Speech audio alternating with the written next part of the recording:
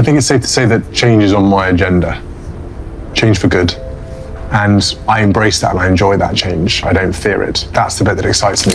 I think it's safe to say that a crown only stays a crown for as long as people believe in what stands behind it. That belief is fragile. It always has been. And on one particular night, inside one particular palace, that belief was tested in a way the royal house of Ashworth had never faced before. The clock had just passed 2:00 in the morning inside Calder Palace, the ancestral seat of the kingdom of Vassanor. Every corridor was dark, every door was sealed, every security protocol was locked into its nightly configuration, the way it had been every single night for the last 40 years. The only people meant to be moving through those halls were the 2 guards assigned to the overnight rotation, walking their routine loop past the staterooms and out toward the eastern wing. And then an alarm changed everything. Deep inside the palace's security network, motion sensors lining the corridor outside the Ashworth family vault, a chamber so restricted that fewer than a dozen living people held clearance to enter it, triggered an alert nobody in the control room was prepared for. Guards rushed the monitors. A duty officer picked up a phone that was never supposed to ring before sunrise, and within minutes, a crisis was unfolding that would consume the royal family of Vassanor for weeks to come. Because the figure caught on that overnight footage was not a guard, not a technician responding to a fault. It was Prince Edric of Vassanor, second son of Queen Muriel, walking alone through a corridor that should have been completely inaccessible until morning. And according to people close to the palace, it was Princess Rosalind, the Queen's elder sister, and the family's most formidable enforcer of protocol, who was pulled into the center of the storm that followed. The footage has reportedly since leaked. The vault's inventory records are said to be incomplete, and the questions being asked inside Calder Palace right now are serious enough that even senior officials won't discuss them on the record. So what was Prince Edric doing inside the most protected room in the kingdom at 2 in the morning? Who let him in? And why has the palace spent every day since trying to make this story disappear? Stay with us, because this one only gets stranger. To understand why this moment shook the entire royal household, you need to understand what the Ashworth family vault actually is. It isn't a storeroom. It isn't a dusty archive nobody thinks about. According to former palace staff who've spoken about the vault's general reputation without ever describing its actual contents, it is one of the most tightly controlled physical spaces connected to the Vassanor monarchy, protected by layered electronic locks, individual authorization codes, and a checkpoint system that requires verified clearance at every stage of entry. Long-serving employees have called it a place where almost nobody goes, and where even fewer are ever allowed to go alone. The vault is believed to hold centuries of private family correspondence, ceremonial documents tied to the kingdom's founding charter, and personal items connected to generations of the Ashworth line, none of it ever cataloged publicly. None of it ever meant to be. That secrecy isn't an accident. It's structural. It has been maintained by institutional habit for longer than anyone currently living inside the palace has been alive, which is exactly why what happened that night mattered so much. The sensors triggered just after 2:00 a.m., squarely inside the nightly lockdown window, a period during which movement in that corridor should have been physically impossible without setting off at least 3 redundant alarms. At first, the duty officer assumed a malfunction. Calder Palace is centuries old, and its wiring shows it. Nobody wanted to escalate over a faulty sensor. But the access logs told a different story. According to 2 people with knowledge of the internal review that followed, the electronic logs showed a badge-less entry, meaning someone had gotten through a door that required a physical credential without using one. Guards pulled the camera feed expecting an explanation, a technician, a false trigger, something forgettable. What they found instead was Prince Edric, alone, walking through a hallway he had no recorded clearance for at an hour when no member of the family had any reason to be there. The control room went quiet for exactly the wrong reason. Nobody could explain how he'd gotten in. The clearance required for that corridor isn't something a person picks up casually. It runs through the Crown's most tightly held authorization chain. So, how had he gotten through a locked door with no badge? That question moved through palace security faster than protocol usually allows. Supervisors began calling superiors. Encrypted messages went out before the sun came up. And somewhere in that scramble, someone made the call to wake Princess Rosalind, a woman known throughout Calder Palace for exactly one thing above all others. She did not bend procedure for anyone, including family. Rosalind was told in those first early messages that unusual footage involving Prince Edric had been captured overnight. What she heard in that first phone call was apparently enough to have her out the door and in the car within minutes. Before we go further, if you were watching that footage, would you assume the worst, or do you think there's an innocent explanation buried somewhere in this story? Let us know what you think in the comments, because it's about to get more complicated. Rosalind arrived at Calder Palace before the sun was up, and the building she walked into had already stopped functioning like a normal night shift. Guards, who usually moved through their routines with quiet efficiency, were speaking in half-whispers. Aides were crossing the halls at a pace that suggested nobody wanted to be the one caught standing still. Whatever calm had governed the overnight operation an hour earlier was gone, and it wasn't coming back with the morning shift. She didn't ease into it. According to people familiar with what happened that morning, Rosalind's first act was to freeze all movement around the vault wing until a full review could be completed. Access logs were locked down, checkpoints were doubled. Several officers were pulled into private rooms for questioning before most of the palace staff had even had coffee. Those working near her that morning described her as unusually rattled, not emotionally, but in the specific way a person gets when they realize a situation is worse than they first assumed. When she reviewed the footage herself, her reaction reportedly unsettled the room. She wanted to know why no emergency protocol had triggered the instant the sensors fired. She wanted to know why nobody could give her a single, consistent account of how Edric had entered a door that required a badge he apparently never used. And this is where the story stopped being simple, because the explanations offered to her did not agree with each other. Some security staff suggested Edric might have received informal, temporary authorization through internal family channels, the kind of quiet arrangement that wouldn't necessarily show up in a formal log. Others rejected that outright, insisting the vault's clearance process couldn't be casually bypassed by anyone, family member or not, without leaving a trace. That contradiction alone was enough to trouble Rosalind deeply, because it meant one of two things. Either the palace's security systems weren't functioning the way everyone assumed, or someone in that room wasn't telling her the whole truth. The question she kept returning to, according to those present, was simple and impossible to avoid.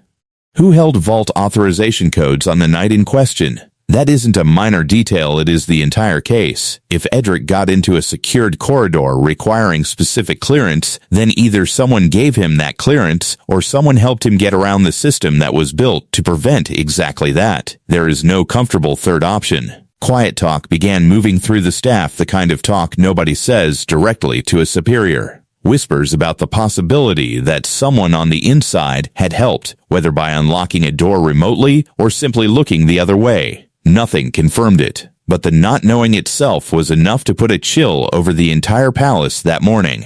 And Rosalind wasn't inclined to let that chill dissipate quietly. If the official explanations were already contradicting each other before sunrise, what does that tell you about what was really happening behind those walls? Drop your theory below, we're reading every one of them. By the following afternoon, palace officials had shifted their focus from the footage itself to something they considered far more sensitive, the contents of the vault. Framed internally as a routine verification, the inspection was supposed to confirm that nothing had been disturbed. It did the opposite, according to sources with knowledge of the internal review. Several items listed in the vault's inventory did not match what inspectors physically found inside. The first instinct was to blame outdated paperwork, the kind of clerical drift that accumulates naturally across centuries of record-keeping in an old institution. But as the inspection went on, that explanation stopped holding up.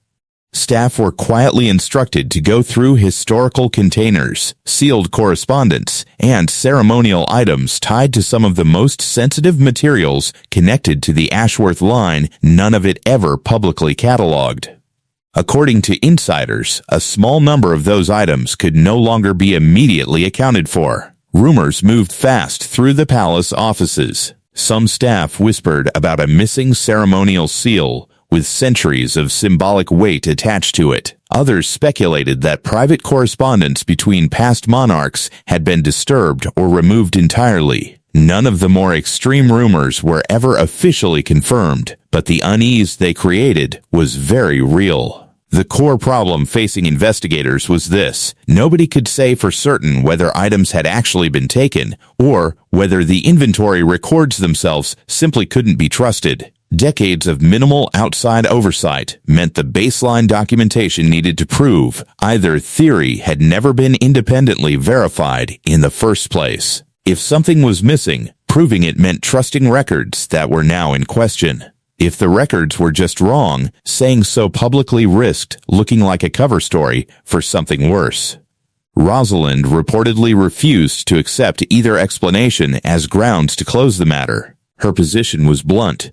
Unexplained gaps inside one of the kingdom's most secure archives were a serious problem regardless of whether anything physical had actually gone missing. Prince Edric had, at this point, offered no public explanation for his presence in the vault corridor that night. People close to him pushed back hard against the growing speculation, insisting nothing improper had occurred and that the story had been blown far out of proportion by institutional panic. Rosalind, by every account, wasn't interested in that framing because her question had stopped being about what Edric may or may not have taken and started being about what the entire episode revealed about how the vault's security had actually been run. This is where the story shifts. Because while Rosalind pressed the investigation from inside the palace, Crown Prince Alaric Edric's older brother and heir to the Vassanur throne was reportedly being drawn into the crisis in ways that were becoming impossible to keep quiet, according to multiple sources close to palace operations. Alaric's involvement began with private briefings on what the footage showed and what the inspection had found. It didn't stay there. As the situation developed, Alaric reportedly grew genuinely disturbed by what he was being told. The vault isn't a minor royal amenity. It's tied to the institutional core of the monarchy, to documents and objects carrying legal, historical, and personal weight for the crown itself. The idea that someone could walk into that space overnight without verified clearance, without triggering an immediate response, struck Alaric as more than a security failure. To him, it read as a breach of the basic trust the institution is supposed to run on.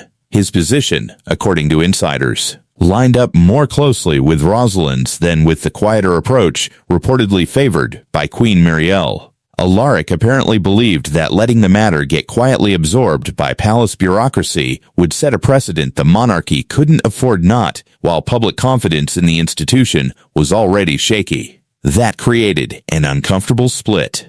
On one side, Queen Muriel and her allies within the household, reportedly favoring private, contained handling with no formal investigation and no public exposure. On the other, Rosalind and, reportedly, Alaric pushing for a full, transparent process. King Consort Thane, Muriel's husband, found himself stuck in the middle, according to people familiar with the situation. He reportedly tried private conversations to calm both sides, encouraging everyone to avoid anything that could become public. By most accounts, it didn't work. The positions were too firmly held, and the stakes felt too high for quiet diplomacy to close the gap. Staff members who witnessed this period described an atmosphere unlike anything they'd experienced at Calder Palace before. Ordinary administrative meetings became emotionally loaded. Simple decisions turned into exercises in navigating family loyalty. The question in the room had stopped being what happened in the vault and had become something much bigger. What did this reveal about the private arrangements and competing loyalties actually running the royal household? Whatever chance the palace had of handling this quietly ended the moment portions of the overnight footage reportedly reached a national tabloid and several royal watch commentators online. Nobody inside the palace saw it coming in time to stop it. By the next morning, broadcasters and royal commentary channels across Vassanur were openly asking why the Queen's younger son had allegedly been caught on camera inside the most restricted room in the palace at 2 in the morning. The story had escaped the walls of Calder Palace, and the communications office was suddenly managing a crisis it hadn't had time to prepare for. Inside that office, the panic was reportedly immediate. Some advisors argued for total silence, betting the story would lose momentum without official confirmation. Others warned that silence was the more dangerous option. Every hour without a direct statement left more room for speculation to grow on its own. And it grew fast. Commentators speculated about what Adric might have been looking for. Some floated the idea of sensitive family records tied to old succession disputes. Others suggested something more mundane, a misunderstanding blown up by institutional secrecy and public appetite for royal scandal. But without an official statement, none of it could be tested against fact, and the most dramatic theories always travel furthest when nobody's contradicting them. Former palace staff began giving interviews describing the vault's general security posture, careful never to describe its actual contents, and several noted that a system built on decades of personal trust rather than modern verification wasn't as airtight as people assumed. None of them directly accused anyone of anything. But the framing added weight to the idea that this wasn't just a case of someone wandering somewhere they shouldn't have. Inside the palace, a second, quieter crisis began running alongside the first. Who leaked the footage, and why? Some officials suspected a staff member acting out of conscience, afraid the incident would otherwise be buried. Others worried the leak was strategic, a sign that internal factions had started using the press against each other. That second theory alarmed senior aides far more than the first, because it meant the palace wasn't just facing an external breach anymore. It was facing an internal one. Rosalind reportedly saw the leak as proof the matter could no longer be handled privately. Muriel, by contrast, remained resistant, less concerned with shielding Edric specifically, insiders say, and more worried about what continued exposure would do to an institution already under strain. The irony wasn't lost on anyone close to the situation. The attempt to manage this quietly had produced precisely the outcome it was meant to avoid. What do you think caused that leak? A staffer with a conscience, or something more calculated? Tell us in the comments. As the public story kept growing, investigators inside Calder Palace were quietly uncovering something that made the original alarm look small by comparison. The review of access logs, which had started as a narrow question about one corridor on one night, kept expanding.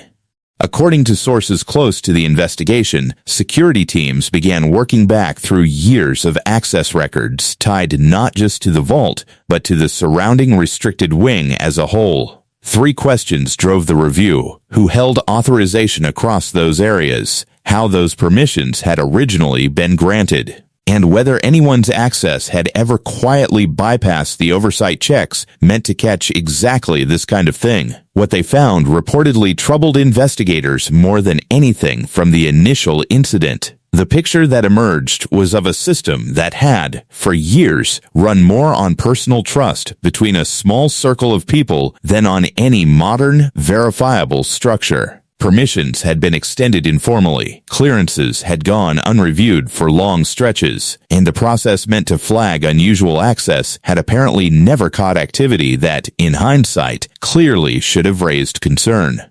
The vault and its surrounding archives had effectively been protected by procedures designed for an earlier era, one where a handful of trusted people could manage access through relationship rather than architecture. That system had worked quietly for decades. The overnight alert involving Prince Edric was the first time it had been caught clearly enough, at an hour strange enough to be impossible to explain away. That raised an uncomfortable possibility nobody at the palace wanted to say out loud. If informal arrangements could grant access without ever tripping an alarm, this might not have been the first time. It may simply have been the first time anyone got caught. Rosalind, according to insiders, grew increasingly distrustful of certain officials as the review expanded, convinced that some people inside the institution were more focused on managing appearances than actually finding answers. Once that suspicion takes hold, an investigation changes shape entirely. It stops being a search for an external explanation and becomes something conducted inside a room where nobody's sure who's telling the whole truth. By the end of the first week, the damage had spread well beyond the investigation itself. Staff morale had dropped sharply. People working near the senior royals described an atmosphere of quiet mutual suspicion that felt entirely unfamiliar inside Calder.